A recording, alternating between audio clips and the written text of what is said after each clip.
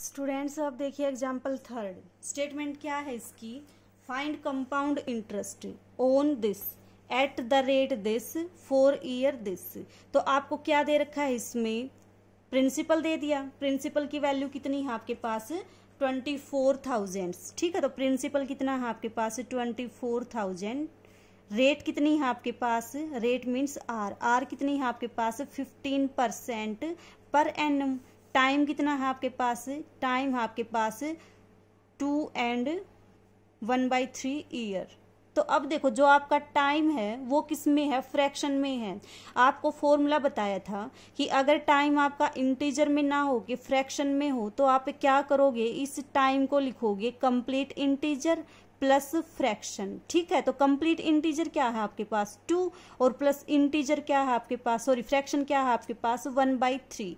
तो इस तरह से टाइम को लिख के आपके पास जो अमाउंट का फॉर्मूला बनेगा वो क्या बन जाएगा? Principal into 1 plus rate divided by 100। जो भी आपके पास ये इंटीजर पावर होगी, जो भी इंटीजर होगी उस पावर को क्या लगा दो? यहाँ पे लगा दो। तो आपके पास पावर कितनी है इंटीजर में?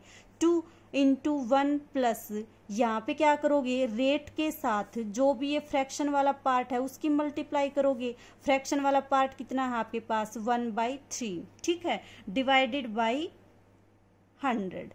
ठीक है, तो ये आपके पास क्या आ गया? जब आपका टाइम इंटीजर में ना देके इंटीजर और फ्रैक्शन में दे रखा हो उस केस में क्या करोगे? टाइम को इंटीजर प्लस फ्रैक्शन की फॉर्म में लिखोगे और ये वाला फॉर्मूला अप्लाई करोगे। अब कर दो वैल्यू पुट। कितना है आपके पास? 24 इंटू 1 प्लस रेट कितनी है आपके पास? 15 डिवाइडेड बाई 100 होल पावर 2।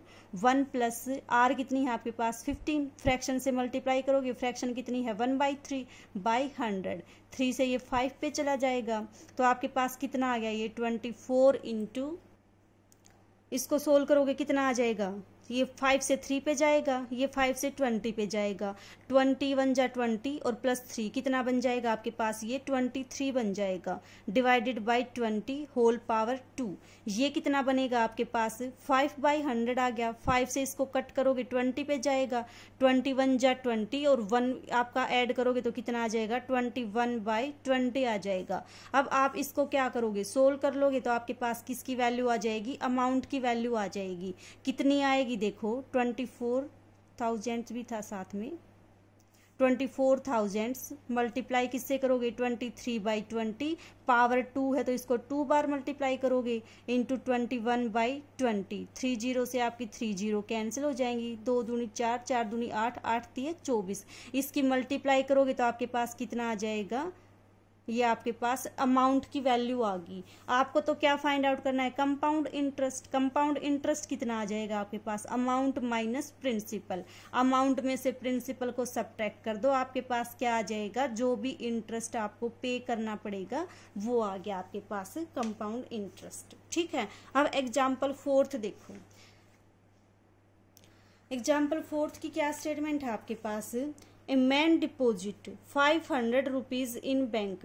किसी आदमी ने 5,000 रुपये क्या किए? बैंक में जमा करवाए 3 साल के लिए। ठीक है, if he got compound interest at 4% for the first year. क्या हुआ आपके पास? किसी आदमी ने 5,000 रुपये बैंक में जमा करवाए। पहले साल में कितने साल के लिए कराए? 3 साल के लिए। पहले साल में जो आपके पास रेट लगी इंटरेस्ट की वो क्या है आपके पास? 4%। जो अगला साल था means second year, second year में आपके पास जो रेट होगी इंटरेस्ट की वो कितनी है आपके पास? 3%। और जो तीसरा साल था उसमें जो आपके पास रेट ऑफ इंटरेस्ट थी वो क्या थी? 2%। तो आपको क्या फाइंड आउट करना है कि जो आपका 3 साल के लास्ट में उसको जो अमाउंट मिलेगा वो टोटल अमाउंट कितना मिलेगा। ठीक है, तो कैसे फाइंड आउट करोगे?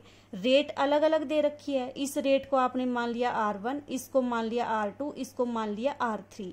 अब R1 रेट है कितने टाइम के लिए है? 1 साल के लिए। R2 भी कितने साल के लिए है? 1 साल के लिए। R3 भी कितने साल के लिए है? 1 साल के लिए। ठीक है, तो आपको मैंने फॉर्मूला बताया था कि अगर आपके पास डिफरेंट रेट हो तो आपके पास जो अमाउंट फाइंड आउट करने का फॉर्मूला होता है वो क्या होता है? Principal into 1 plus R1 divided by 100। Time तो क्या है आपके पास? 1 साल के लिए ही है R1 तो 1 पुट कर दो। 1 प्लस सेकेंड वाली रेट डिवाइडेड बाई 100। टाइम कितना है आपके पास? 1 साल। 1 प्लस R3 डिवाइडेड बाई 100 और टाइम कितना है आपके पास 1 ईयर। ठीक है, क्योंकि पहले साल के लिए रेट ये है, दूसरे साल के लिए रेट ये है, तीसरे साल के लिए रेट ये है। तो जो एक साल होगा उसमें रेट कितनी है 2%। इसमें भी आपके पास क्या है, एक साल के लिए रेट कितनी है 3%। सारी वैल्यूज पुट कर दो, इवेलुएट कर लो, आपके पास क्या आ जाएगा, रिजल्ट आ जाएगा।